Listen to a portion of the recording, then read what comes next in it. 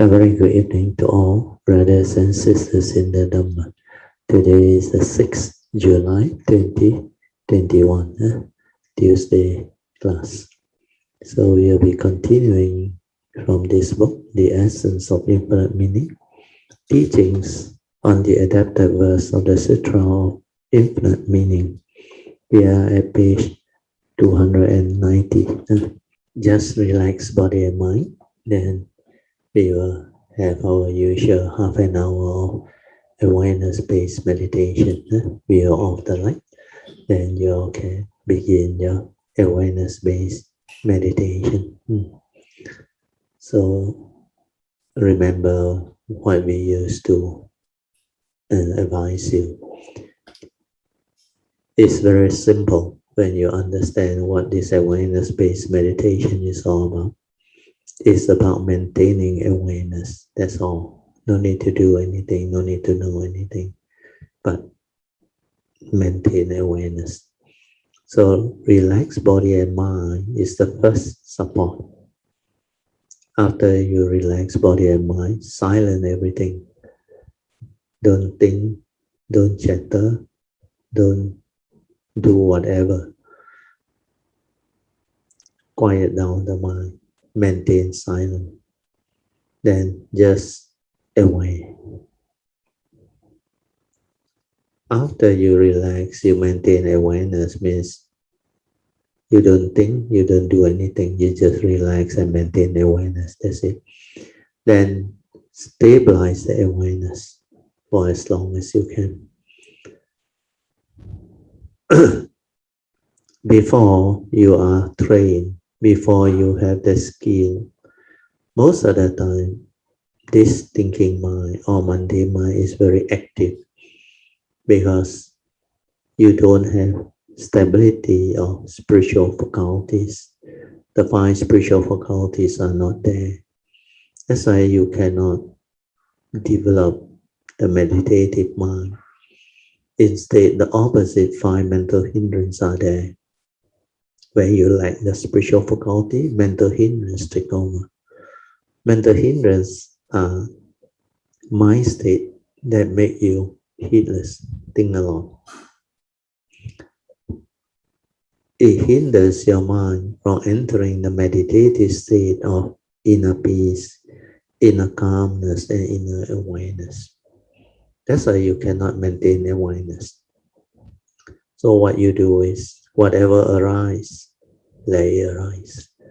May it be thought, may it be aggregates of mind, may it be contact of mind against the senses. Just silent, relax, and maintain awareness to understand what is going on.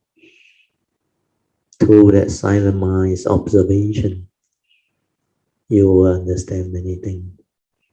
So whatever thought or heedless thinking that arises, just let it arise. The moment it arises, away, finish. Then another one arise, away, finish. Or whatever that comes to your attention is whatever you can be mindful of. Just allow it to pass. So silence is the main criteria. When you can be completely silent without thought, that is the meditative state. So initially, if it cannot arise, never mind. Just relax into every mind state. Whatever tension, stress, or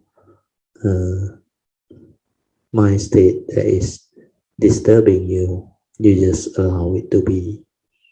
Do not try to resist. Do not try to do away with it or push it away.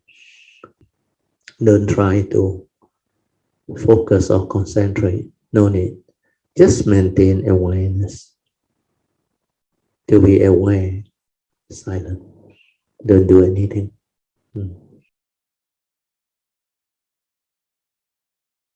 We are at the second paragraph.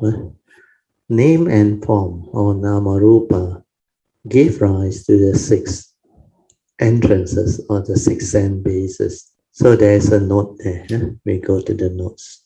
So here, the footnote 42 explains 6 entrance, also called the 6th place of sensation, or what we call sense bases. They are the 6 roots of the ear, the eye, the nose, the tongue, the body, and mind, or the 6 dust of sight, sound, smell, taste, touch, and perception.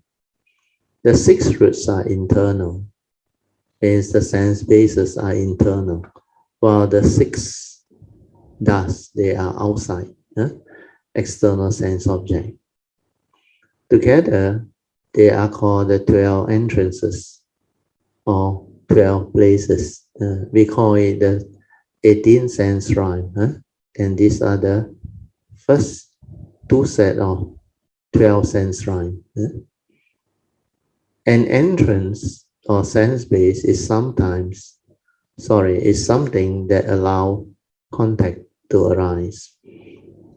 A place where something occurs, when the 6 roots and the 6 dusts can come into contact with each other to create the 6 consciousness, 6 type of consciousness. It is called an entrance. Actually, this is the Mahayana way of describing. I think it's a direct translation, so it's not so accurate when they use this English word of entrance. It's actually our 6 sense basis. Then we have the 6 type of sense data, corresponding sense data. Then we have a mind trapped inside. So this mind is capable of arising sense door consciousness. When all these 3, the sense bases, receive the sense data, and the consciousness is there, upon contact of consciousness with the sense bases and the sense data, it triggers. It's like a natural happening, like our physics experiment. The light bulb, the battery, and the switch. Once the switch is on, the light bulb lights up. So our sense door consciousness function in a way quite similar. When the mundane mind or the consciousness make contact with the sense bases, then we receive the sense object from external. These 3, when they come together, we call it contact. So when there is contact, that particular consciousness will be triggered off. So when it's triggered off, like your eye, EYE, that is the sense basis. So when there is contact between eye and mind and color, shape, and form with the light media coming in, then we can become conscious of what we see. So that's how seeing consciousness come to be. So this is the 18th sense rhyme, where there are 6 sense bases, 6 type of sense data, and 6 type of contact with the corresponding sense bases. So each and every one of these can trigger off the respective consciousness. That's why we as a human being can be conscious of what we see, what we hear, what we smell, what we taste, what we tactily feel and think. So this refers to the 18th sense rhyme. But in Mahayana, they call it the 6 entrances. And they say the 6 place of sensation and the 6 roots. Then also the 6 dusts. They call this dust because they are the source of defilement. When you don't have wisdom, when you are not mindful and aware, every moment of sense or consciousness, every moment of contact, the mind will react. Because it doesn't understand what is going on. Without wisdom, the mind become deluded. Okay, we go back to the commentaries. So this particular section is a continuation of the earlier sharing, because we are going through the 12-link Paticca and like I explained to you, here the author used the 3 lifespan type of explanation, similar to the Theravada tradition's commentary type of explanation. But the actual Paticca is not the 3 lifetime one. It's the instantaneous one which I have explained. So earlier on, we have the first 4 links. Avijja Paccaya Sankhara, dependent on ignorance, Sankhara arise. Sankhara is mental activity, mental thinking, whatever that the mind can do. So that is the first 2 link movement. Then when you think, it's like you make contact with your brain, with your mind. So the brain and the mind is another organ. So when you make contact, it's like the other sense bases. Upon contact, that sense door consciousness arise, is that mind door or thought consciousness arise. So that consciousness, when they arise, it is the 3rd link. That's why Avijja Paccaya Sankhara. Sankhara Paccaya Vijnanam. Vijnanam is the pure consciousness before the content go in. Like the physics experiment, upon contact, the light bulb lights up. Means you become conscious. Depend on which sense basis. You can become conscious of what you see, what you hear, what you smell, what you taste, what you feel or think. That's why the thought consciousness is from memory, from the brain. So that one is the thought itself. That's why it's called thought consciousness. That's why thought is respond to the brain's memory. So when that one arises, it will condition the 4th link, which is Namarupam. Because the 3rd link is just the pure consciousness, like the Buddha said, in the seeing, there is only the seeing consciousness. There is no one to see. So that pure consciousness, without the content, is the 3rd link. That is the Vijnana, or we call it the receptacle before the content goes in.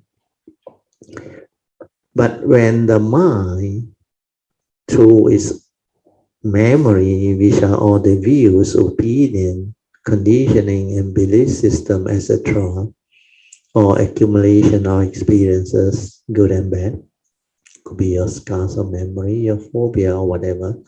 When you act from there, it will condition you into negativity, because the whole of the memory is full of a lot of this rubbish, we call it, because they are not wisdom. They are experiences from the past, your views, your opinion, your conditioning, your memories, and also your belief system, your phobia, your insecurity, your fear, your sorrow, your lamentation, your unhappiness. Then of course there are also other type of memories. So all this is with the evil roots of greed, hatred, and delusion. It includes your selfishness, your emotional negativity, and also your fear, your worry, your anxiety. So when you act with that, means you will input the content of consciousness based on what your memory carries.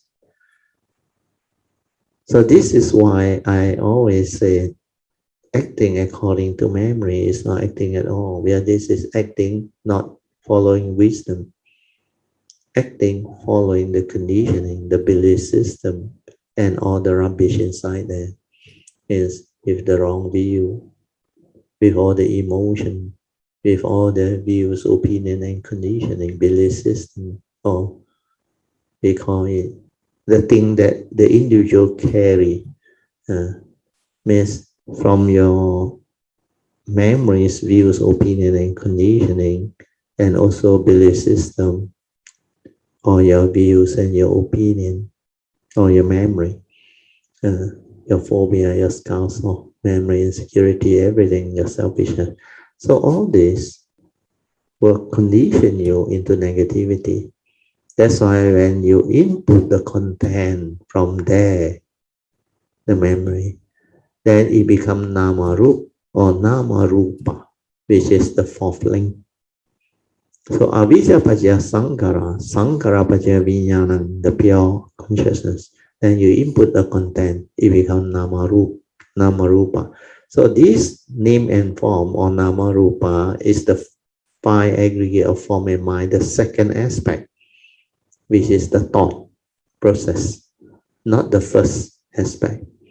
If it's the 3 period of time, they will define it as the first aspect, where they say dependent on ignorance. You arise karmic consciousness. So that sankhara, they call it karmic evolution, karmic consciousness. Then depend on this karmic consciousness, your last thought moment, it condition rebirth consciousness. So the third link, they call it rebirth consciousness. And because of that rebirth consciousness, it conditions the form and mind. The first aspect of the five aggregate of form and mind means you are born into the next life. Then after that, he said, because you are born into the next life, the form and mind will have the six sense bases. Then the six sense bases, you depend on that, you have sense contact. And sense contact will condition feeling. Feeling will condition craving. So the whole dwelling will be explained and described in that manner. Then until they becoming, then take birth, another life again. That is over 3 lifespan. But as I explained to you earlier on, if the teaching taught by the Buddha is something over 3 lifespan, then it doesn't serve much purpose. It's like a theory or a knowledge.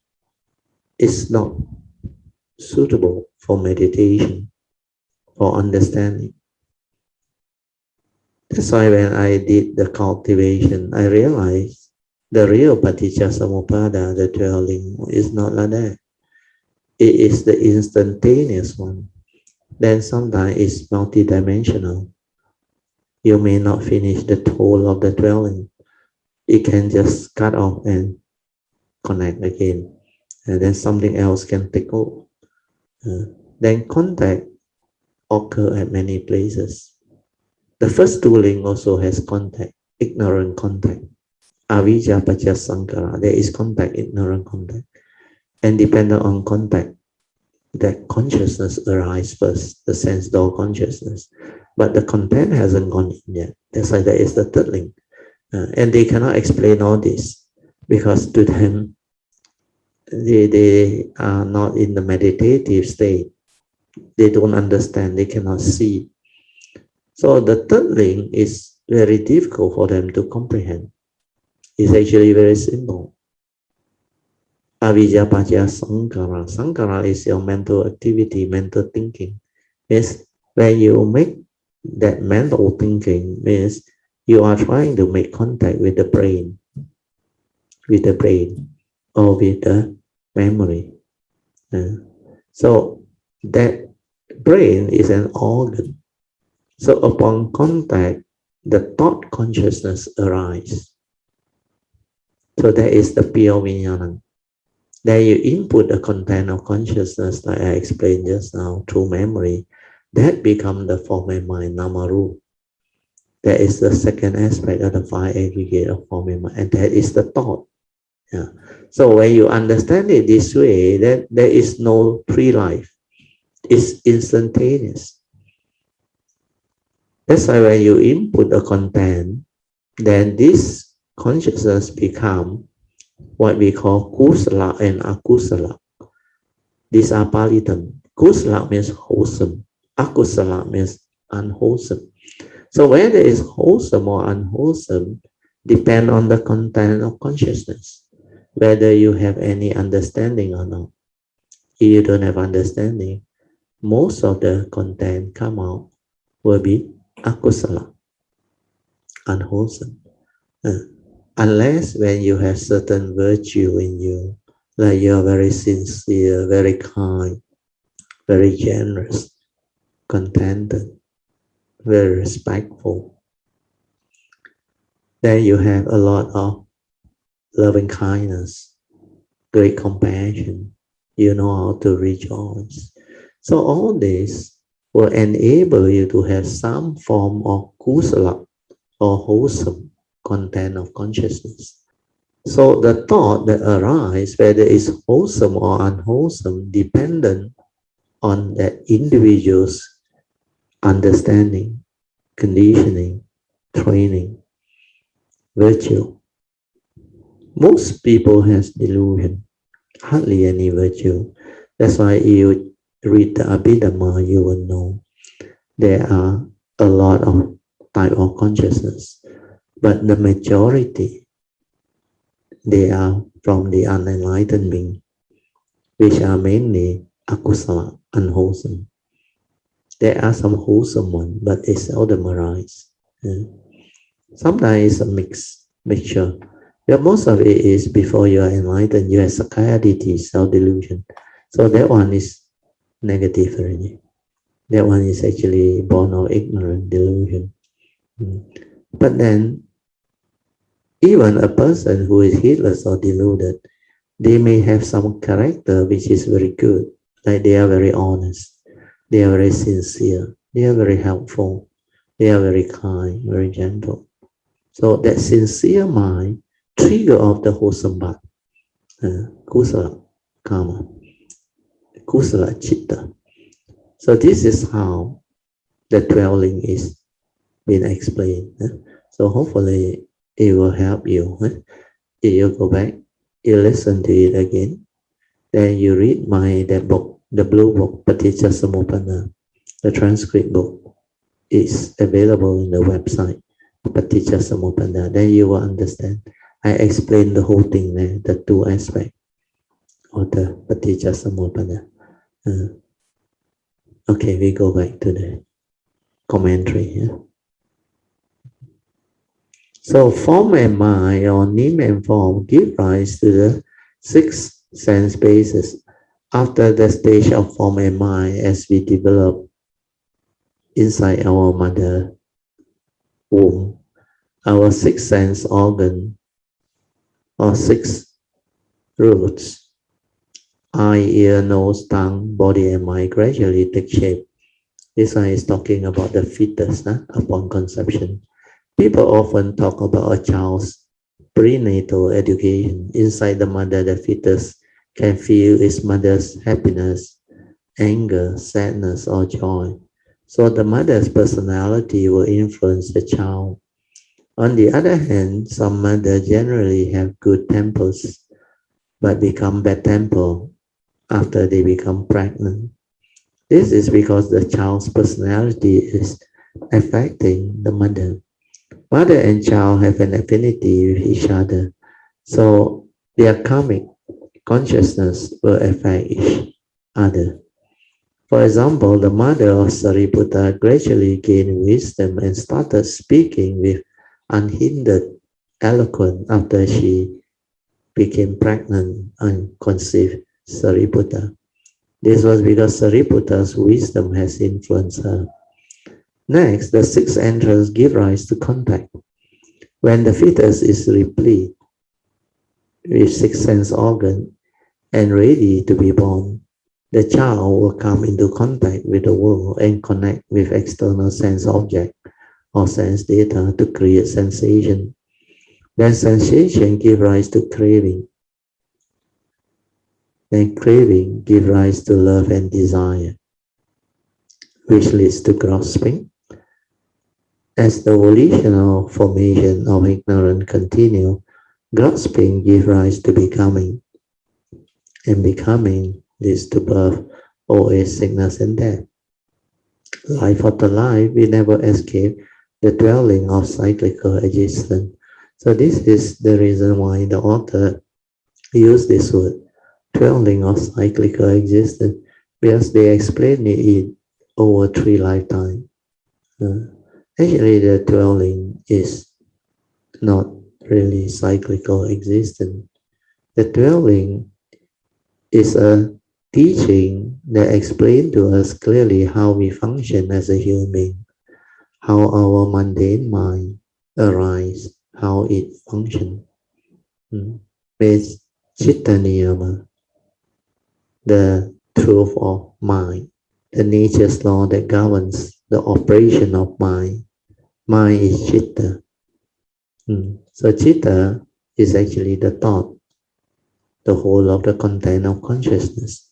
That's why we have chitta nupassana. We develop mindfulness of the thought, or we call it the content of consciousness. So the content of consciousness is what the thought is all about. Before the content went in, is just the pure consciousness.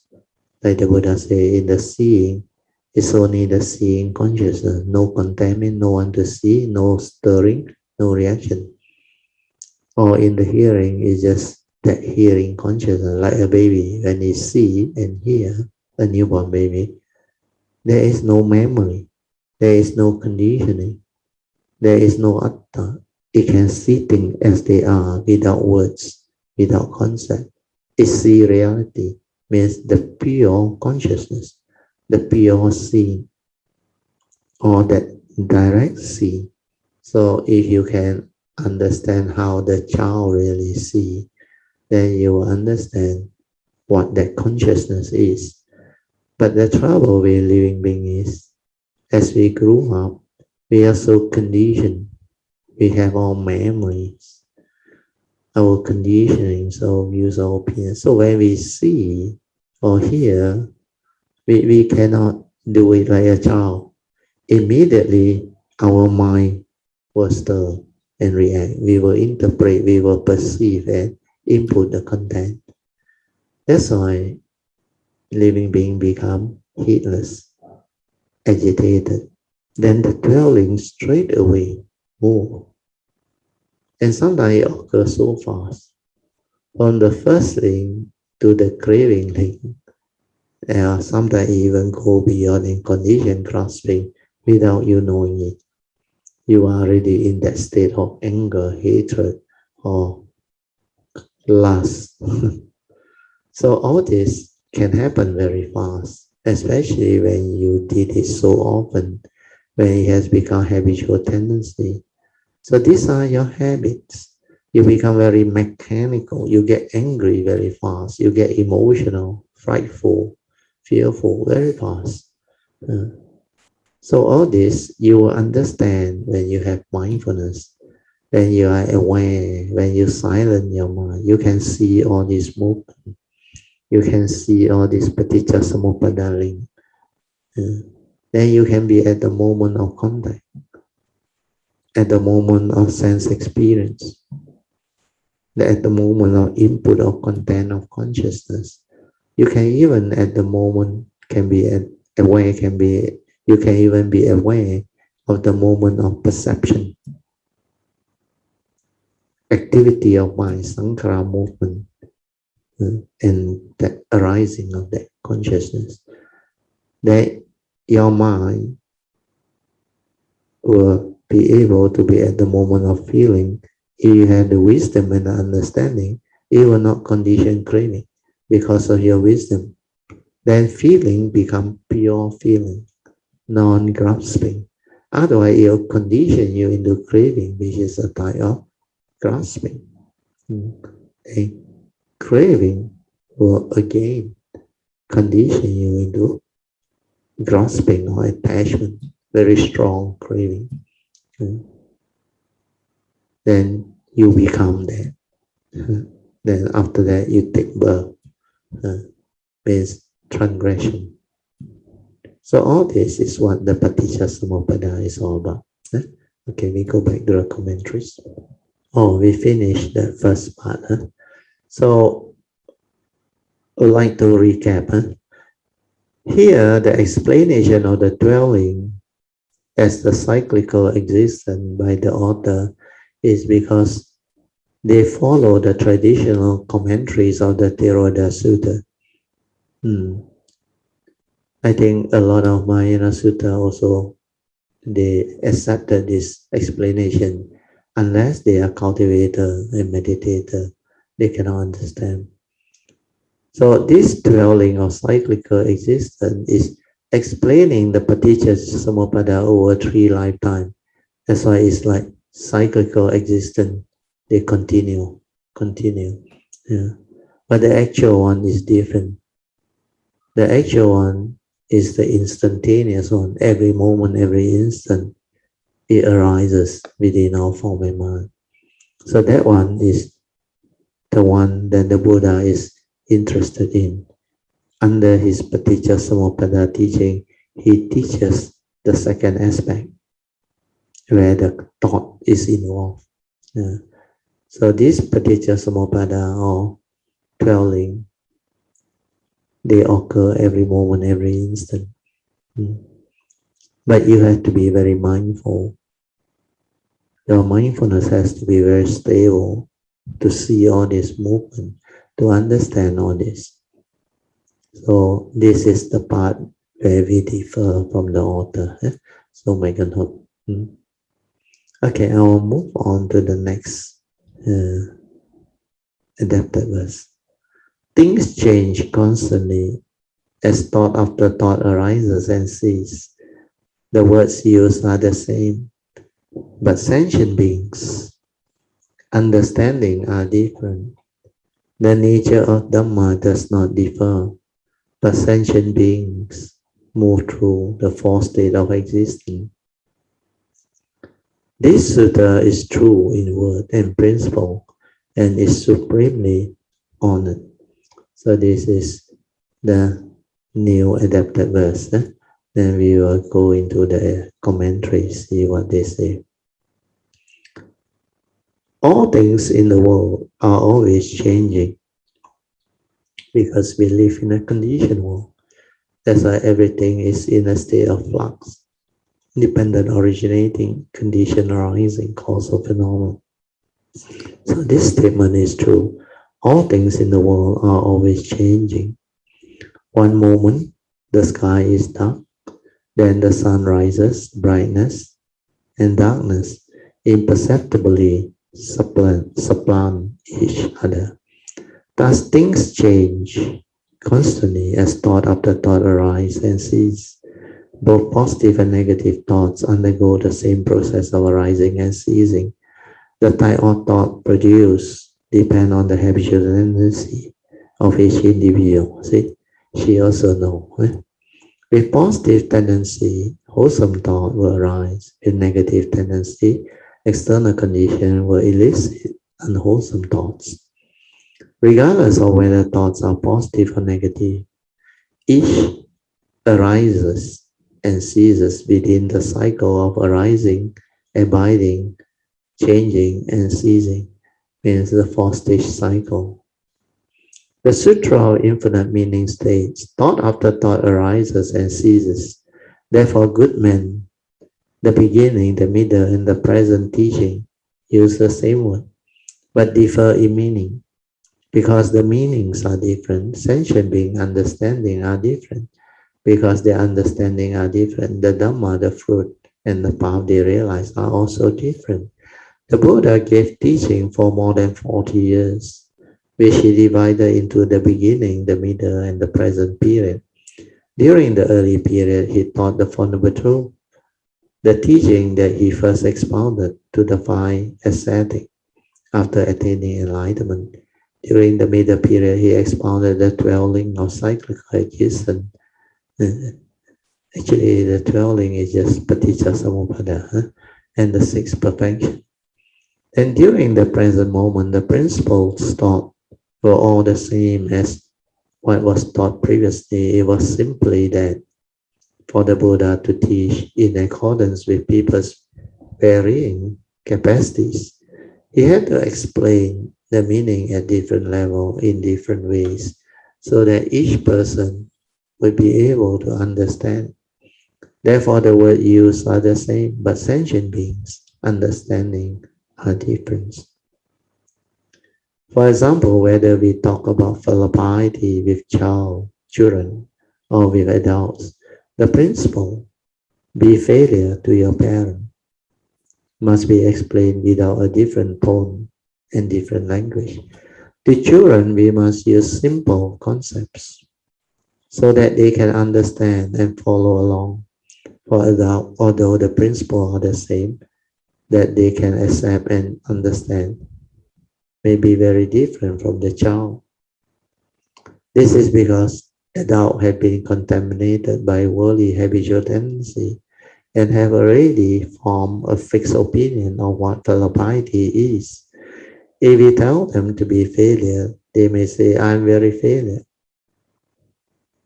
I will take care of my parents and make sure they have a place to live and food to eat.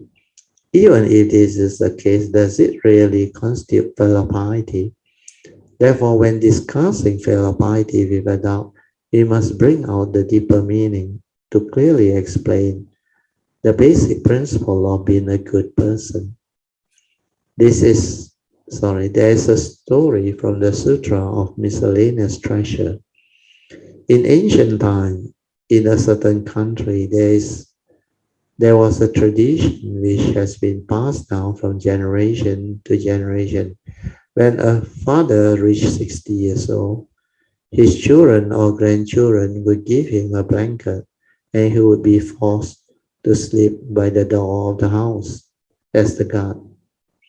In one particular family, one day the elder brother told the younger brother, Father is almost 60 years old. Prepare a blanket for him. The younger brother left, and a short while later, he came back with half a blanket. The elder brother asked, Why did you bring only half the blanket? The younger brother said, The other half is for the next person in line. You are aging too.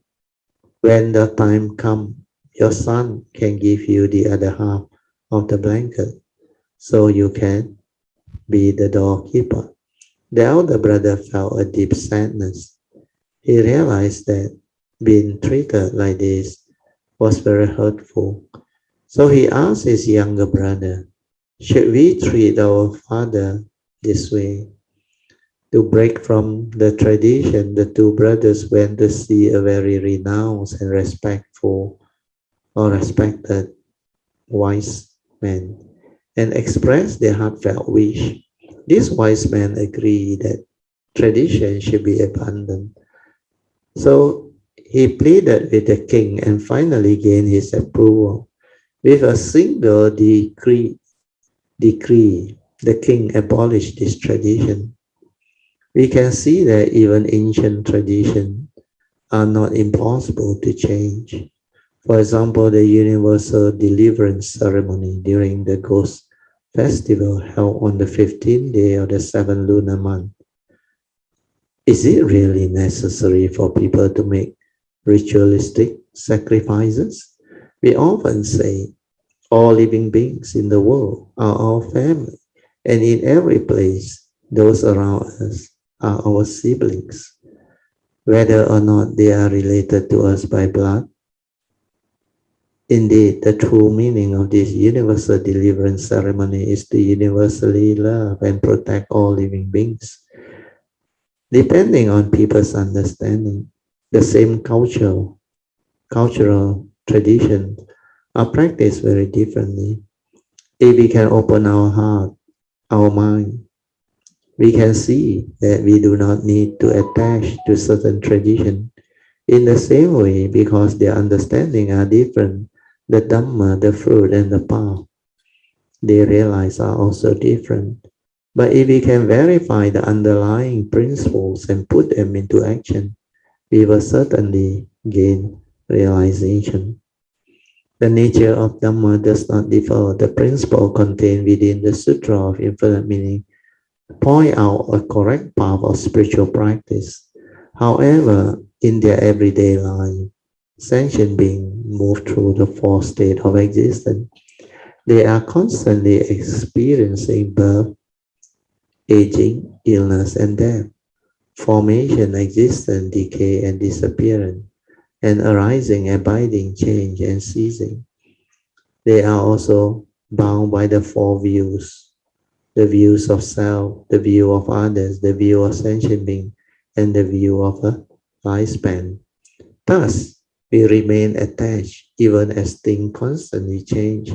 In fact, everyone possesses an inner understanding of the nature of the Dhamma.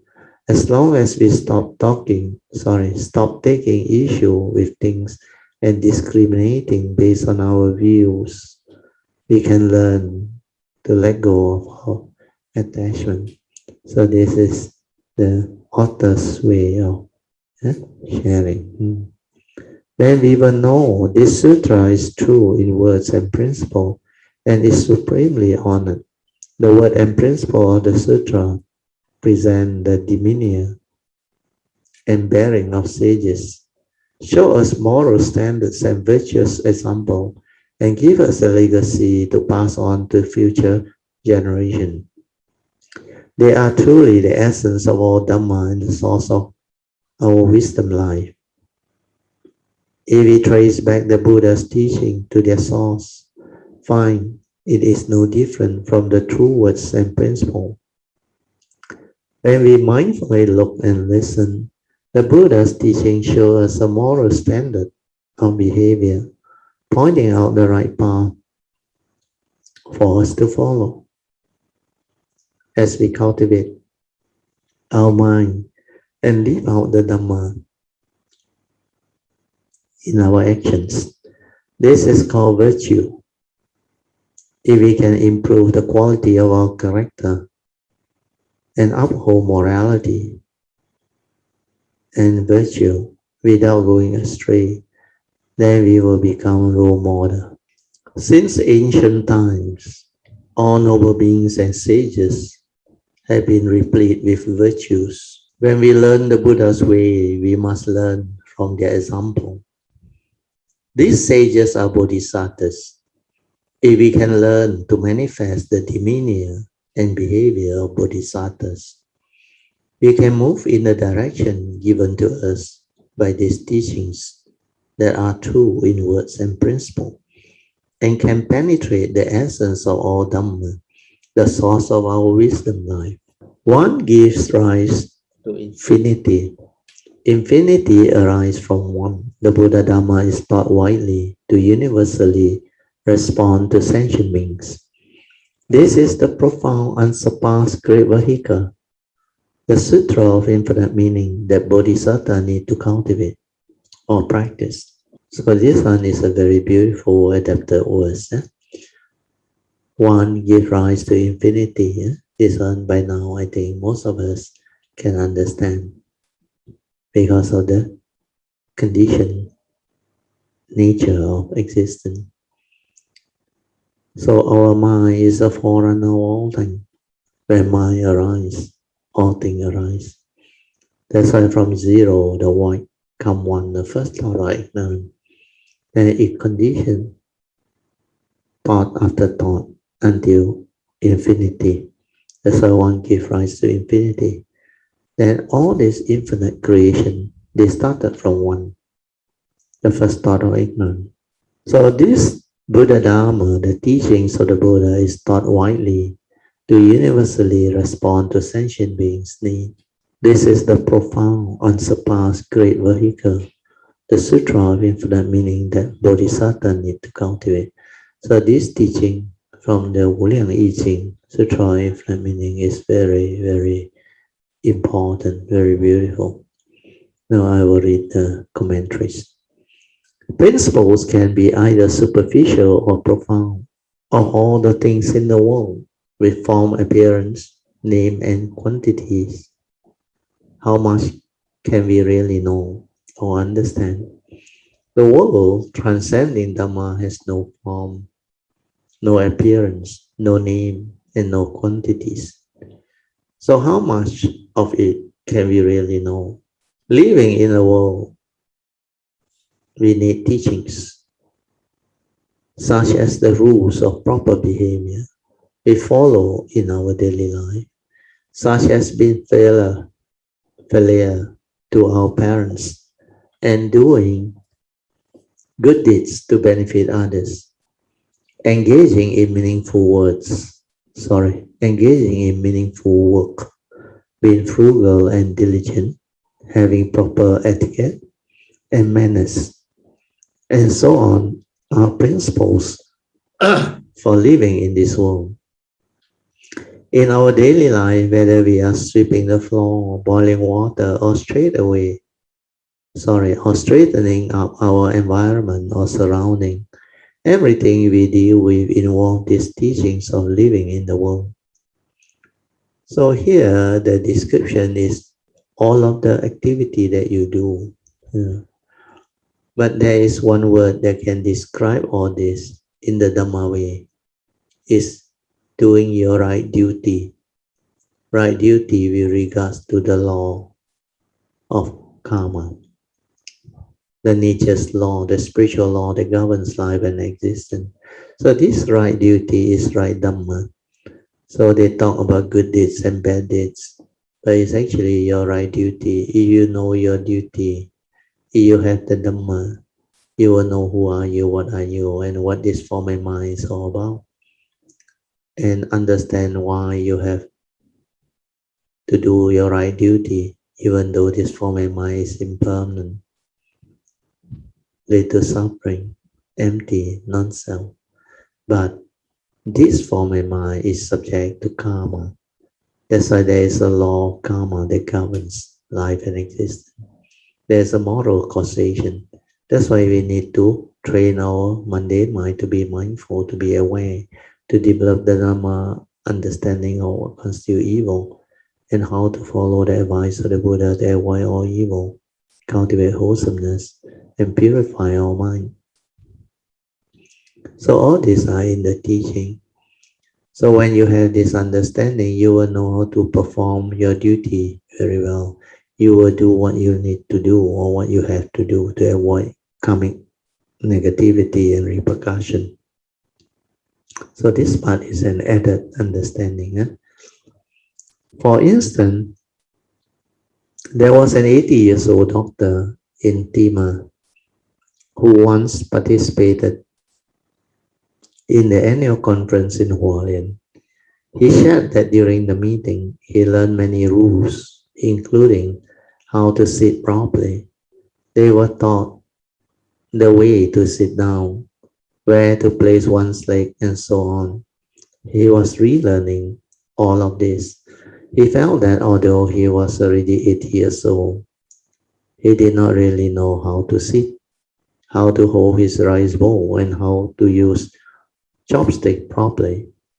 There were so many things that he did not know how to do.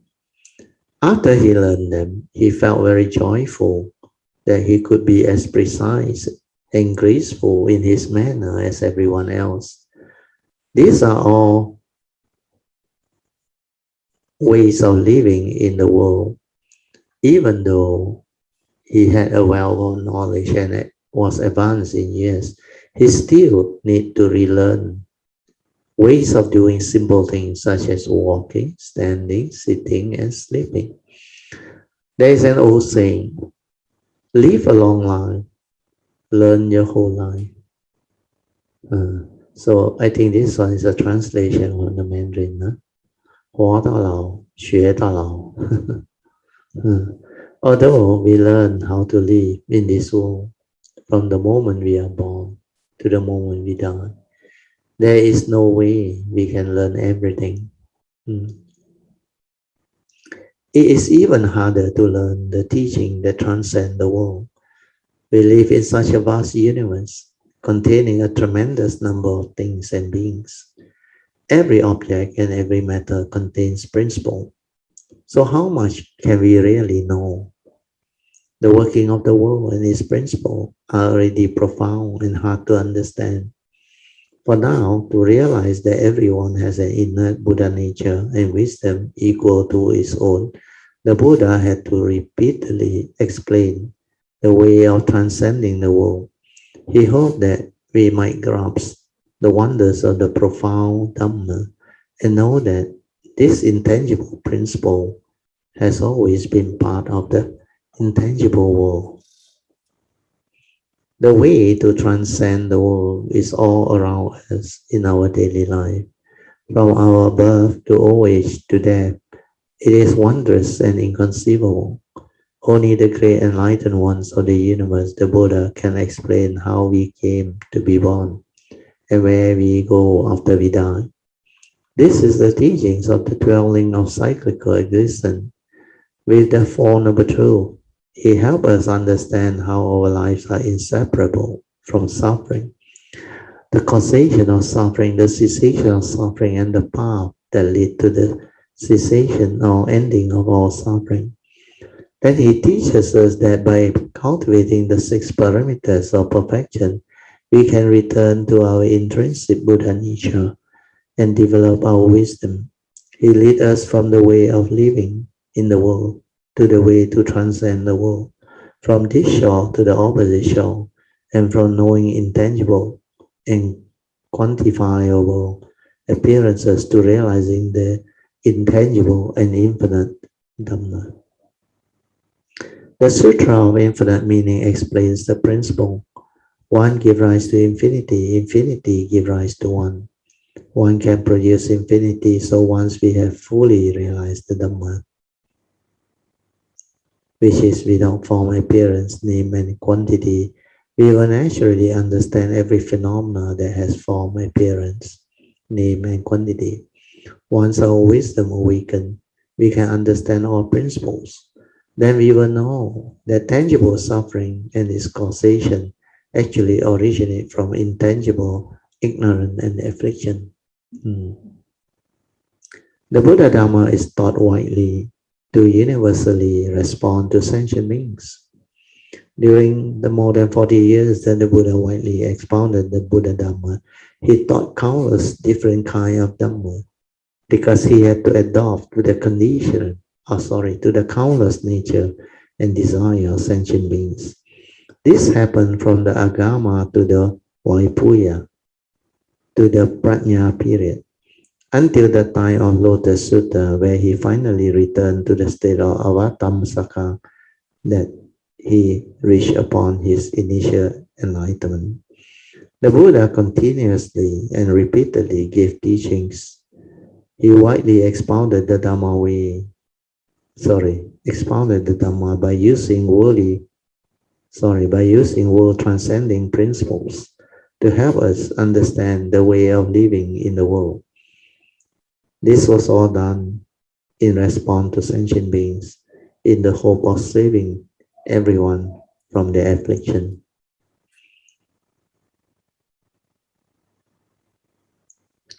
This is the profound and surpassed great vehicle, the Sutra of Infinite Meaning that Bodhisattvas need to cultivate. Once we have resolved to engage in spiritual practice, we must work hard to study the Sutra of Infinite Meaning.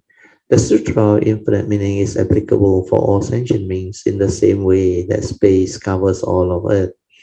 The universe is vast and the distance our eye can see is limited.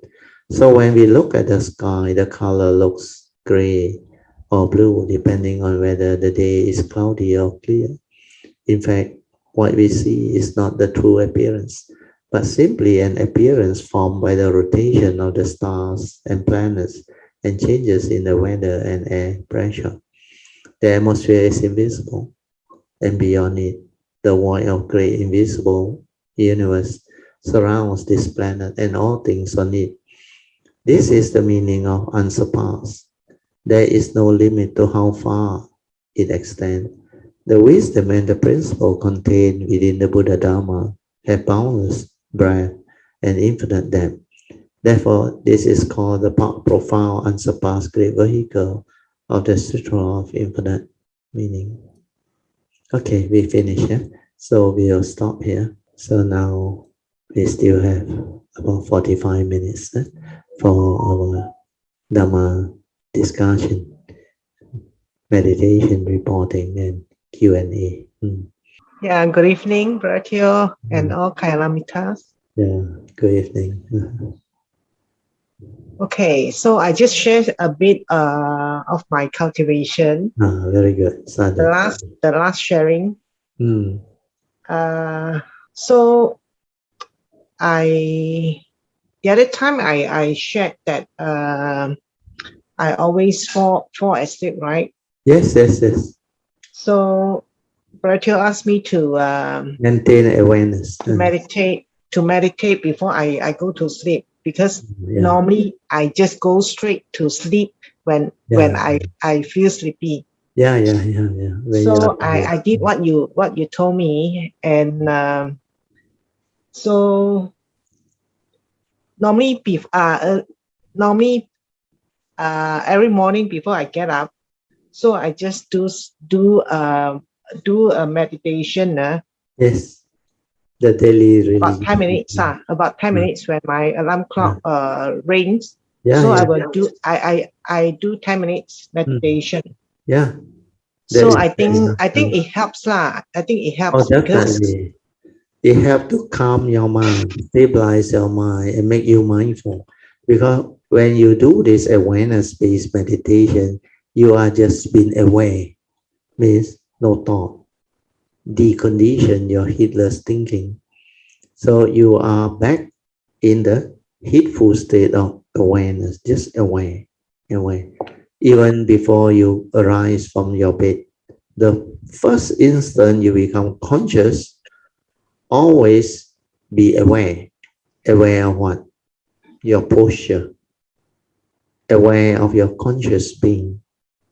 Then after that, you can relax, maintain awareness before you rise. It can be for 10 minutes or maybe 15 minutes. Then later when you become very stable, you can do it for half an hour, 45 minutes. Sometimes if it's public holiday, you don't have anything to do, you are on your own free. If you are skillful, you can meditate for about 45 minutes to 1 hour, and it's very beautiful. Even half an hour is already very beautiful. Then your mind state become different. Then after that, whatever you do, the awareness is there. The mindfulness is there. So for what you have done, Elsie, yeah. you can describe how you experience it. Yeah. Yeah. So normally I just try to be aware about 10 minutes before I Yeah. get up. So there was one time, so Mm. I was fully aware, Mm. and so I think about 10 minutes I just get Mm. up. So when Mm. I looked at the clock, it was about 30 minutes. Yeah. Time passes very fast without you knowing it. Because Yeah. when you are in the state of awareness, it's like there is no psychological time because there is no thought, or initially very little or hardly any thought process. Uh, so this is very beautiful. Then you realize that is very good rest. Your body really become fresh, aware, clarity. Then Yeah. after that, you become different. You continue. Yeah, continue. Yeah. Mm. So I feel more composed. Yeah, definitely. Yeah, my mind is more composed, Mm. quiet, Mm. and when I do meditation, so I feel quiet and tranquil. Yeah, tranquil. Yes. There are no thought. You're just being silent, aware. Then And the state of mind that is without thought, later on you will see the big difference.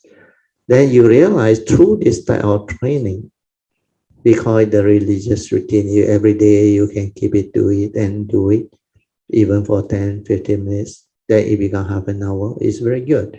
You will become different. Then the first thing you can do is pay respect to Triple Gem, to develop the faith. yes, So that is what I normally do. The moment I arise, I will mindfully face certain direction in my bedroom, near my bed. I just pay respect first. Then after that, I mindfully arise. Then how I move, how I do things, how I enter the washroom and uh, do all the whatever wash up that we need. Then we also mindfully move around to answer nature's call. Then everything we do, we are mindful, aware, even washing our face, brushing our teeth, and gargling whatever water, then our hand movement, our activity, everything is mindful. Then whatever we see, when you move from the bed, how you arise, every moment, every instant with clarity. Then how you stand up, that's like standing up away, walking away. And when you reach the door, how your hand open the door or move the door. Then how you go in, how you lock the door if you have a habit to lock the door. Then all this you have to do with mindfulness. Then after that, what is the first thing that you want to do? Answer nature's call or whatever. And how you do it? Mindfully, with clarity of awareness. If you start to do this, your daily mindfulness will come. Then everything become like very different. Your mind quiet, peaceful, aware, tranquil, still. So this is the outcome of the constant religious routine cultivation. That's why it can help cultivator. It can transform living being. And then you can sit in front of your altar. You sit. You find that your space is limited. You can do it in a quiet place wherever you can. Uh, then the best time is, of course, when you are alone in a particular confined area. So it depends on the individual. So sometimes the daily mindfulness can be carried out in the midst of life activity, uh, like doing your household chores or uh, whatever that you need to do. Then you still have to work. Nowadays, a lot work from home. You can also develop mindfulness and awareness. Yeah. Your senses, you tend to be aware. You are not like an autopilot with a habitual tendency. Yeah. Then you just habitually do things without any awareness within. So that is heedless living. So learn to be mindful. Everything you do, aware, mindful. How you answer phone call, how you look at a WhatsApp phone. Every movement, every activity is with awareness. Do it. Then this become your new way of living life. It will train you to be aware, to be mindful, to be heedful, and you do things differently. You are not excited. You will not panic. No matter what happens, you are calm. You are peaceful. Then the awareness is always there. Then with that clarity, you become very efficient. Then with the understanding, the Dhamma, you know how to make decision. You will know how to act according to Dhamma way, which is following the Noble Eightfold Path, the essential Dhamma. Uh, so all this understanding will fall into place. Then when you have a good religious routine to meditate before you sleep, after you wake up, then in between, then also whenever you have free time, then daily mindfulness in between. So if you can maintain this style of routine, within 3 months, you become very different. Your cultivation become very different. Then your faith will drive you. Then you take the bodhisattva vow. It makes the training even more strong, more elaborate. Then progress is definitely there. So all these are possible. You will start to see all these results. I'll see. Start to Yeah. see. Yeah. What else? Yeah, very much aware when I do my religious routine. Mm. I'm aware of the bird chirping. Then Yes. Then the alarm clock ringing upstairs. Yes, yes, My yes. washing machine Yeah, yeah, yeah. finish washing. Yeah, yeah, Then the car passing by. All yeah, yeah, these, yeah. All So this is within your awareness. yeah, yeah. Then you realize you are now more aware from inside out. It's no longer last time trapped in the thinking, the thought process, the Mm-hmm, memory. So now there is clarity, aware from the heart. From there, whatever that happened, the awareness is aware first. Then you want to know, want to perceive, the perception come in, the thinking come in. But most of the time, you don't need, you just aware, move. Even the chipping of the bird, when you are aware, is different. The word is not there. It's just that sound. I I don't want to repeat that chi chi chi chi or that is just the concept. But the actual chipping, when you listen without word, without concept, without mind, it's just that clear perception of what that nature's happening is. That one is very beautiful.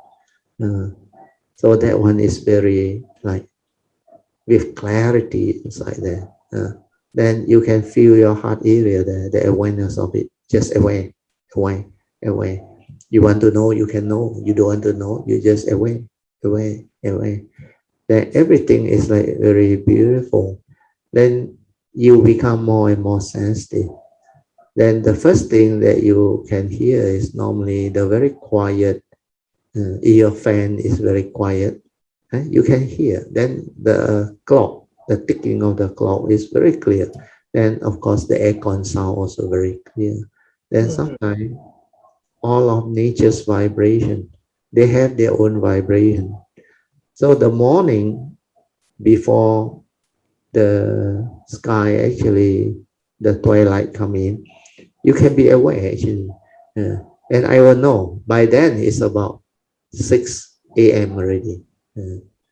About to like the daylight is about to dawn. Then after that, you can sense, you become like more sensitive. You actually no need to have the clock around you. You roughly know what time is it within the day or the night. Uh, then that sensitive mind is very different. Where it can feel, it can sense. Then many things you can develop understanding when your mindfulness is there. Then you will come to realize you are no longer like before, where a lot of thinking are involved, where the thought is very busy. So that thinking mind creates the what they call mundane activity, mundane living, then the reaction and all those things, the habitual tendency, then the evil roots and all those things. Without mindfulness, you cannot see all this. But once you go through this training, you start to see, you start to understand, where you witness the teaching within your own form and mind, within life itself. Then when you are able to be in that state of tranquility, stillness, and awareness, you can insight into phenomena, you can awaken, and you can understand many things. Then you can see a lot of things that you never see before, because mindfulness has the ability. Last time, most heedless people, they are lost in thought. They are hardly aware. That's why they have not trained. But once you have trained through this daily religious routine, you become different. You become more and more mindful, more and more heedful, more and more tranquil, quiet, peaceful, still. Then your life become different. Your awareness become different. From heedless living, you transform into heedful living. And you will see the big difference. Then you will never allow it to fall back, because this is so beautiful. Then you become very sensitive. You can meditate and you can feel your vibration within your whole body. Your breathing all become very clear. You don't need to use stethoscope or what. You just go about even your daily mindfulness. The awareness is there. You can be at your heart area anytime. When you have trained in the form of meditation, then your anapanasati, you have done it well. It's always there with you. You can hold your breath and be aware, just aware. Uh, then the awareness is from within. So all these are very important understanding that only a cultivator who has gone through this training can understand. That's why today what you have shared is very good about the daily religious routine, the daily mindfulness training, uh, and the cultivation. If you don't go through all this, you can never progress because without mindfulness, like the Buddha said, the heedless are as if dead. So to train to be mindful in the midst of life is not easy. That's why I always advise you need a good religious routine so that every day you can repeat it. That's why it's called a routine. Before you go to sleep, meditate for a while. If you are very tired, meditate on the bed when you are lying down. Unless you are really tired and need to rest, then you rest. Then try to maintain awareness. Then it will sleep. Let it sleep. Then when you arise, it will be a good deep sleep. Where no thinking, no heedless thinking, no dream, no thought, nothing. Uh, then you will be very fresh. You recuperate very fast. Then you can stay at the heart area or maintain awareness at your breath when you lie down. It's very good. Or when you sit, say whatever object of meditation, stay there, maintain mindfulness until it becomes very quiet, very still, until mind enters deep. All these are training the mind to have stable mindfulness. Then when mind enters sati, daily mindfulness will come. Then whatever you do, you are aware, you are mindful. Mind has entered sati. Every movement, every activity is in sati. Every hearing is in sati. Smell, taste, tactile, thought process is in sati. So find out for yourself. Realize all this for yourself. So what I share is to cover the more extensive training so that you all can develop the understanding.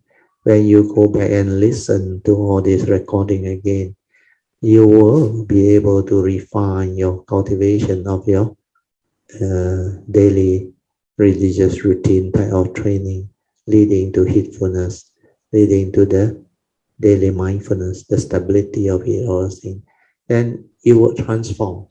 Then you realize when your sati or daily mindfulness become very stable, means the spiritual faculty are there. Whenever you sit, like a lot of Kayamita, they come to know, like no need effort. The moment you sit, relax, awareness is there, and you can develop the meditative state straight away, tranquility and stillness. The mind is just like that. But throughout the day, you are already mindful, hateful aware.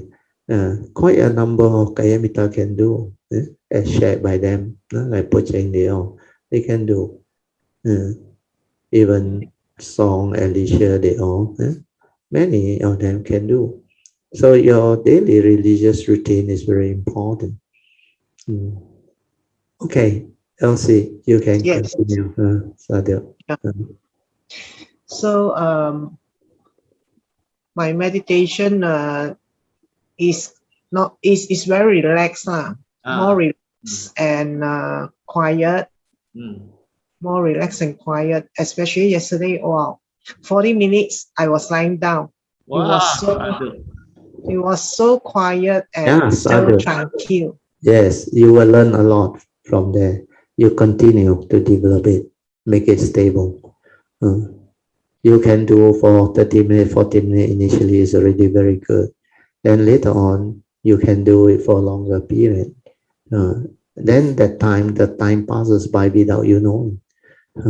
Because it's so beautiful, you are so relaxed, peaceful, tranquil, and it can allow your body to heal, to recuperate, and become very mindful, very quiet, very still.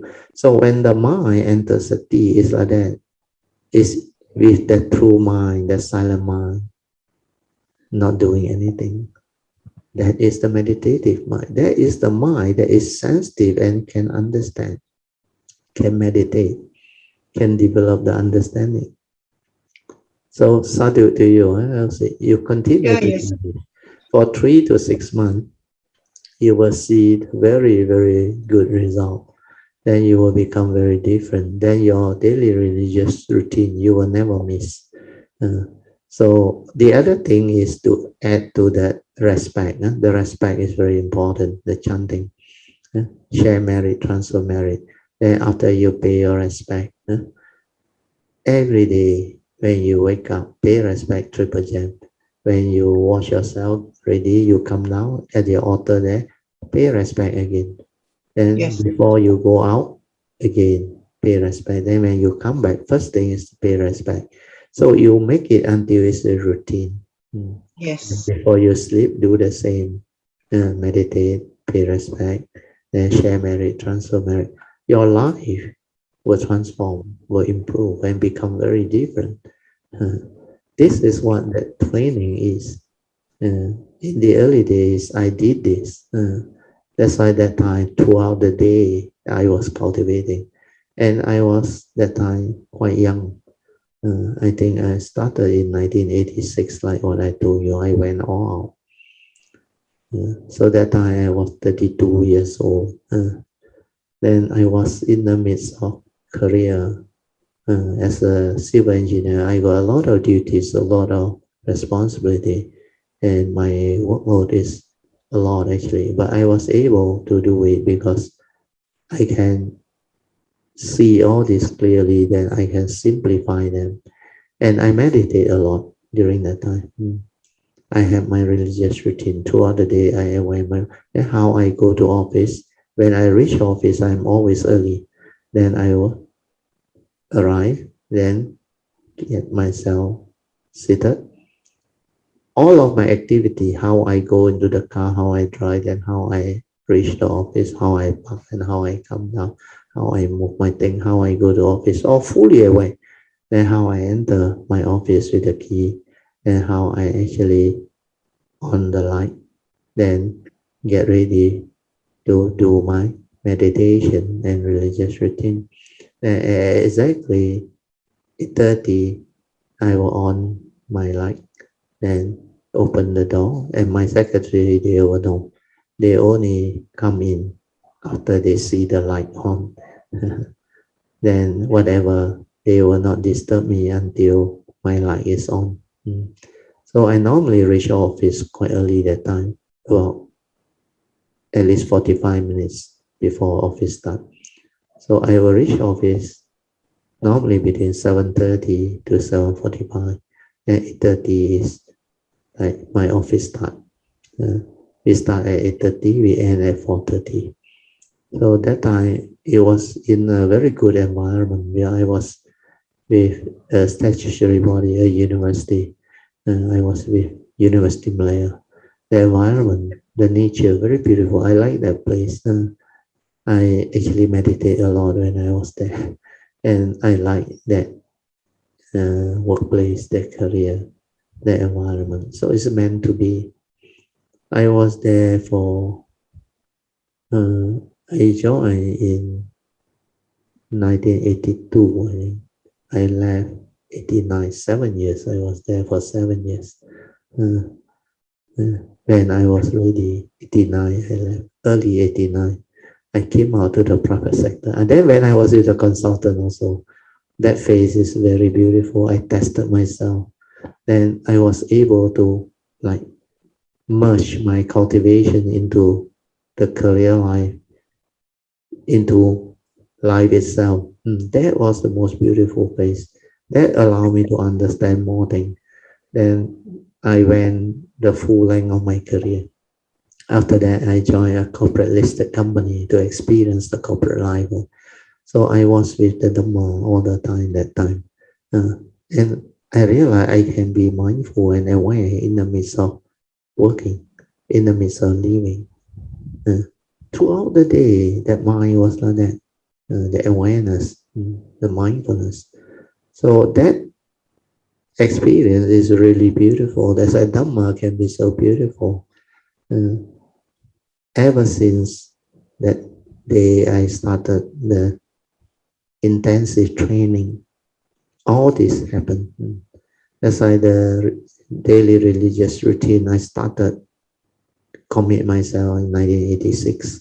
Uh, then I finished everything before I left. I think early 89. And I left the university.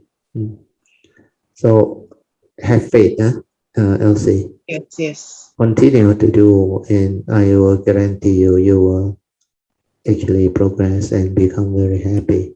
It will become transforming, very transforming.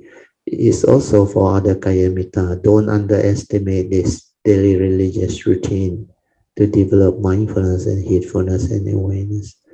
These are simple activities that you do every day, but when you do with mindfulness, awareness, and understanding, and you are all the time in the meditative state, that's why the religious routine is very important.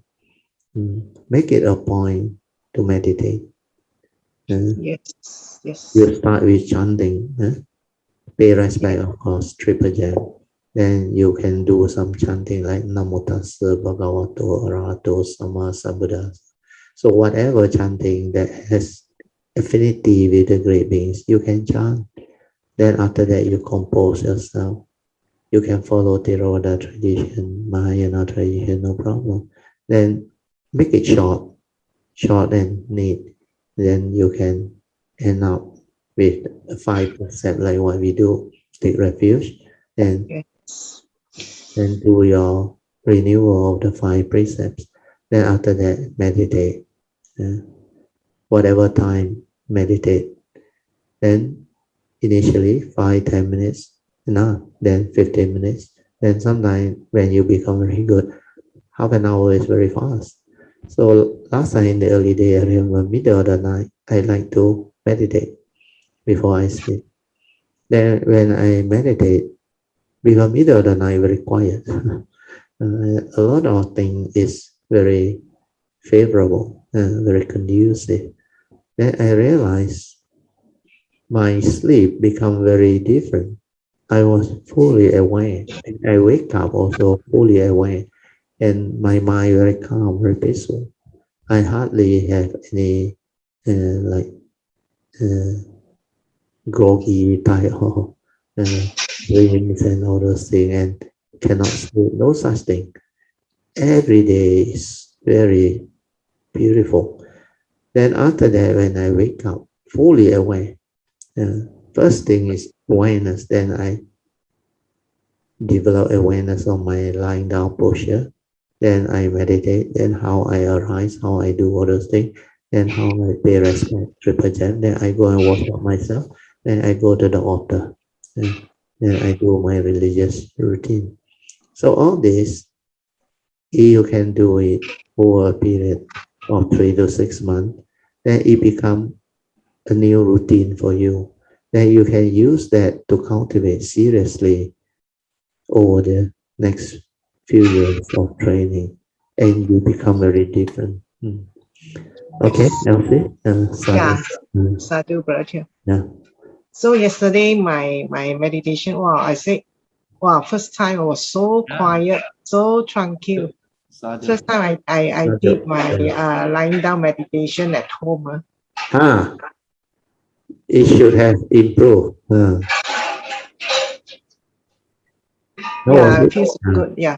Yeah, you can become quiet very fast. Don't you go in? Yeah, normally when I sit, um, I can feel my heartbeat. Yeah, I sit that when I ah, sit down, so I yes, can feel my heartbeat. ah, My mind also settle down quite yeah, fast. very fast. Because when you can feel your heartbeat, you are aware there, you anchor your mind there. Then that mind, which does not think, does not have sankara, become very quiet very fast. Then it's just aware of that movement. Yeah. Then it become very quiet. Then everything slow down, slow down. Yeah.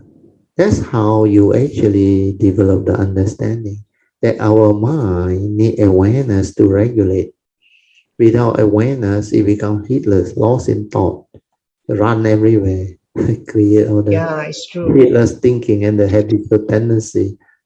That's why initially you need to anchor it to something.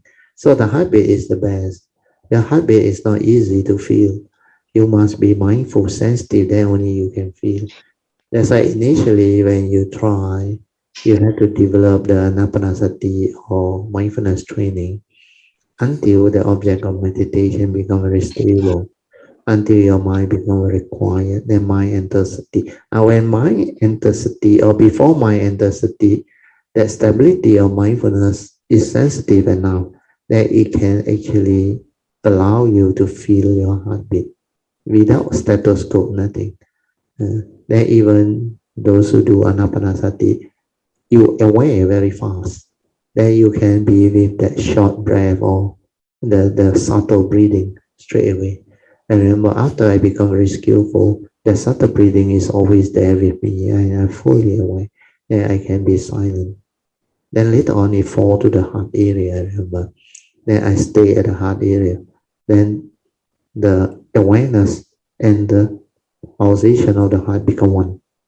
One. Initially, it was like very rough, pounding.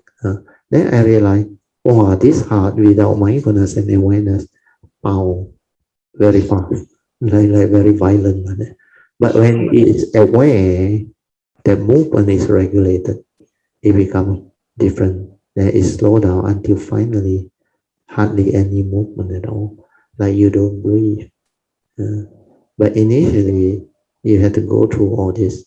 Then when that awareness activity and sankhara, everything also cease, then there is only the silent mind without thought, without any movement at all. And that is the best.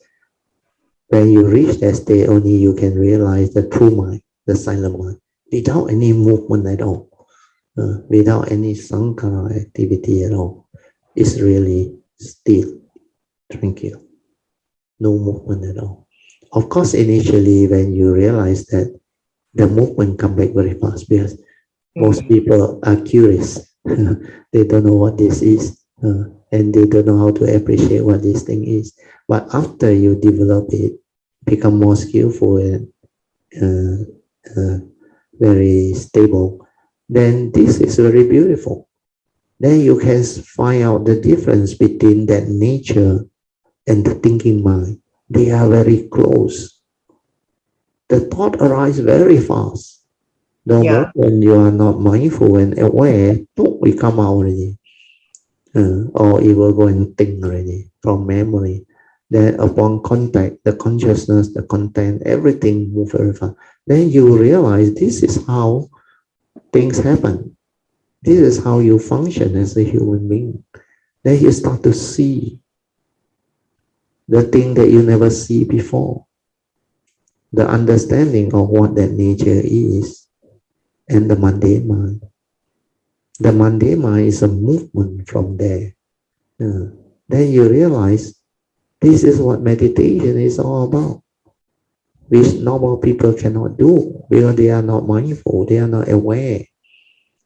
So all these are very important understanding and pointer that only cultivator who has gone through all this training can understand and guide you and share all this with you. This is never written in any book. So far, I haven't read any book that write about this. So with all this understanding, you become very different. Okay, Elsie, anything Yeah. else? London? So the mind always, more aware, less thought, Yeah, more clear. yes, you will experience them. Mm. Mm-hmm. Then stabilize that tranquility, stillness until it become very quiet, until no movement. And then you will know what that silent mind is, what that nature is, what that true mind is. Completely without thought, without movement, without activity, without anything. Just that tranquil stillness. Yeah. Then it will like become very quiet and very still. Then it will like everything still slow down until like it start to disappear. When it start to disappear means you are going into that cessation. But that one need a lot of wisdom. You need the understanding of Sankara Anichang, Sankara Dukkang, Dhamma Anatta. Think also like that, don't think also like that. That's why the mind cannot think. The mind just relax, silent, still. Don't even have to maintain awareness because the awareness also like you are with that nature. So no need to do anything. Just tranquil, still, just aware. Then after that, the awareness also slowly become more and more refined. Then it starts to merge with that nature. Then it ceases. So this is how cessation can happen. Enlightenment in the here and the now can happen. And when you come out of it, especially first time, you will know what that thing is. Then no more sakayaditi, self-delusion. You know that one never die, eternal life. The form of mind is not the true nature. The true nature is something else. But this true nature is not a being. It cannot come out and live like it's not you. That's why it's anatta. But this one is not impermanent. This one is unconditioned, the eternal life, unborn. You will know all this, you will understand. So to go through all this is to experience the third noble truth. Cessation of form and mind is to be realized. Once you realize it, you will go through the transformation. You will become noble ones, enlightened beings. Okay? Today's Yes. sharing is very good. Yeah, sadhu. Sadhu, Brother. Yeah, sadhu. Yes. Good evening, Rachel. Yeah, good evening. And all. Sadhu, yeah. The last few weeks, I've been very, how to say,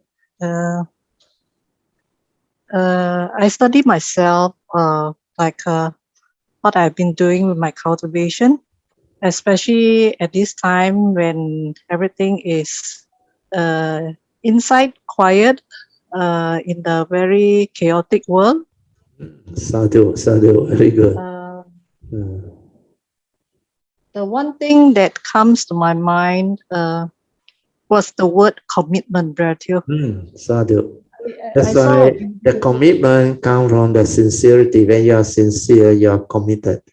Then that one can drive you. And when you are sincere, means you understand the importance of committing yourself to undergo this type of training, to develop this Dhamma cultivation and understanding.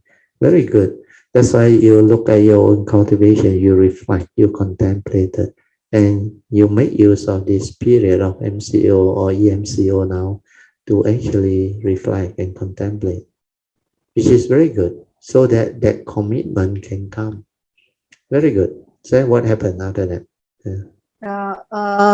It's like every day, like Bertil always share with us to do our religious routine. That one very important. Yeah. So now I commit myself to do the Bodhisattva vows. Wow, sadhu. Very good. Then you will progress. Yeah, you will progress. Sadhu. Initially, I do it at night before. I noticed that I find that is not a very good way, because especially when I chant, I find that if I'm awake enough, then it's okay. But when I'm not awake, I find myself like the mind is like no more. Yeah, doze off. You want to sleep. Dozing off. So it's okay. Because initially, when you are tired, you need to sleep. You sleep. The other way is you listen. The other way is when you are very tired. You make sure you are mindful enough to go down to sleep. So when you go down to sleep, when you are in your bed, all the movement and action, make sure the awareness follow. Then after that, you actually can sleep very fast because you are tired. Then you just relax, silent, you will sleep. If it sleep, let it sleep. Then later on, after you sleep, actually 1 or 2 minutes, or sometimes 5 or 10 minutes, to you it like very short, but you recuperated. You become fresh very fast. Then during that time, you maintain awareness. You become very different. Then you realize the tiredness no more. You only need 5 or 10 minutes of rest. Then your awareness come back. That is how you develop it. What you describe is very typical of most people who, when they reach that time to sleep, they are very tired already. But there are older people who cannot sleep too early on. Like last time my mother told me, she sleep too early, she wake up very early. 4, 5 o'clock in the morning cannot sleep already. Then she got to wake up and do her own exercise and all that thing. Then for this type of people, maybe I teach them how to do, my mother's case, how to do chanting. Then I say, you need to listen to chanting, you listen. Otherwise, watch TV, I say, to maintain awareness and alertness. Because my mother is illiterate. So when you are old, actually, you don't need so much sleep. They need very little sleep. Then they find it very difficult to sleep. So some people have this problem. But if you don't have this problem, then don't worry. You just follow what I advise you. Tired, need to rest, rest. But rest with awareness if you can. Then sometimes you allow your mind to rest completely, blank off also never mind, like sleep. But you make a pure intent to wake up within 5 or 10 minutes, means to be awake. Then during that short rest, you recuperate very fast. Then you realize that awareness once come back, you can meditate while in the sleeping posture. You can maintain awareness until you want to decide to let go of the awareness to sleep. Then it will just happen. Then you find that sleeping is no more an issue, no more a problem. You can just sleep. When you want to sleep, you sleep. When you want to maintain awareness, you can. So give it a try, huh, Fiji? Yeah, proud with you. Thanks. Yeah. As for my meditation, I have on occasions being able to sit very still. Sadhu. I plan for half an hour, but somehow I can sometimes sit to. So Yeah, you were saying half an hour, then it turned out longer, isn't it? Yeah. So I told myself I've been with Pratyam for about 7 years. Yeah. I've been listening to the Dharma. I think I've learned enough of Yeah, knowledge. to cultivate. I have to put in a lot more effort on the cultivation of sati itself. Yeah. Because without the sati, it's like everything is knowledge. Yeah. You are right. Without sati, everything is Dhamma knowledge. Very true. Thought based. Because like now when we read the books, we can understand, but but I know that it's purely knowledge. Correct. Yeah. The initial wisdom has not arisen except on certain occasions. Yeah. But of course, it's so much better than what I was previously. Definitely. Yeah. We all both we know how it is. How I was previously. Yeah. Correct. I know that I've how to say. Change. Yeah, the milestone is there. Yeah. But I sincerely want to go further than that. Yes, you want to move. Yeah. You want to really move. That's what I vow to do.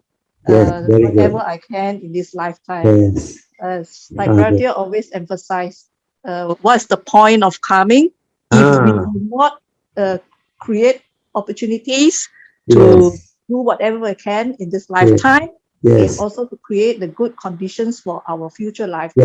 Yeah. That is most important. That's why you must commit yourself, determine, plant the seed of Bodhi, do the vow, then make the aspiration, evoke power of marriage, then do all the religious routine. Then this understanding will follow you life after life.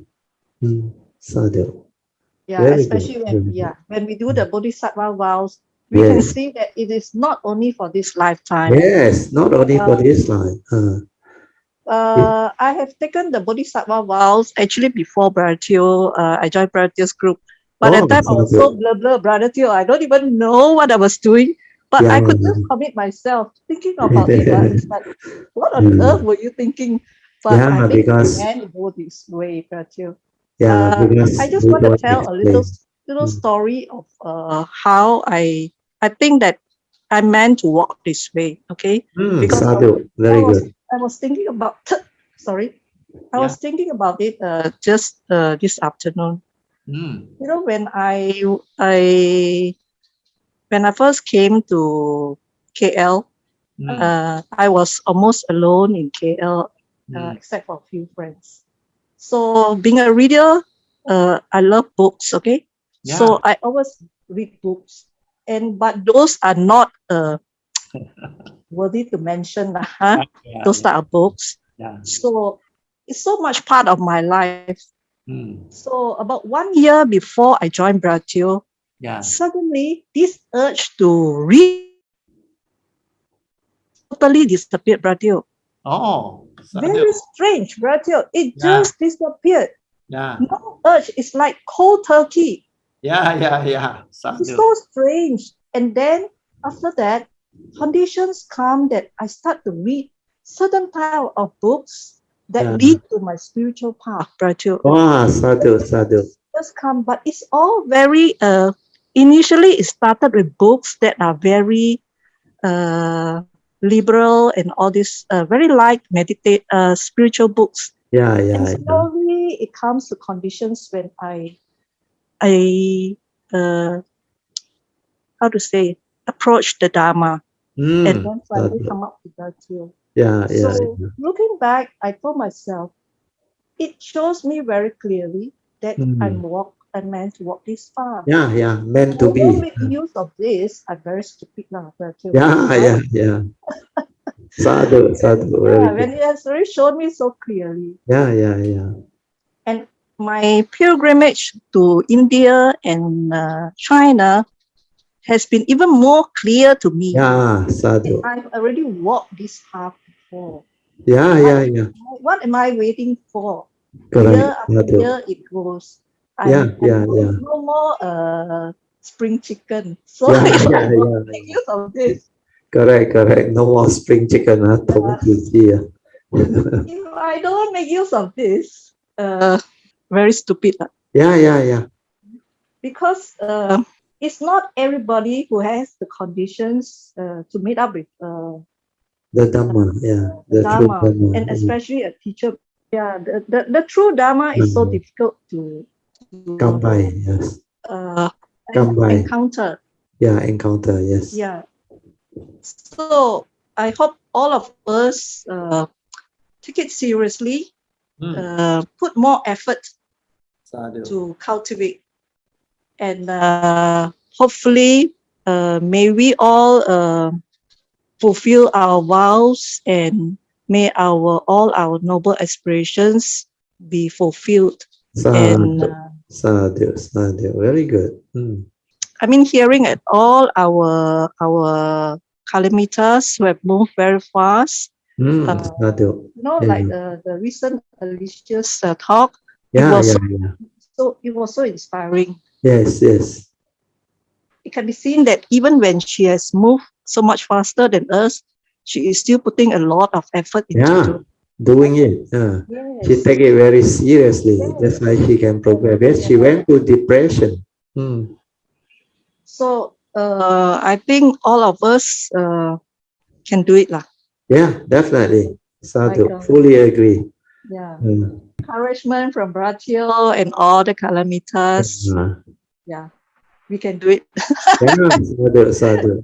Thank you, Definitely. Brazil. Thank you, thank you. Let us rejoice. Yes, bye. Sadhu, sadhu, sadhu. Okay, now it's already 10:36. I think we can end.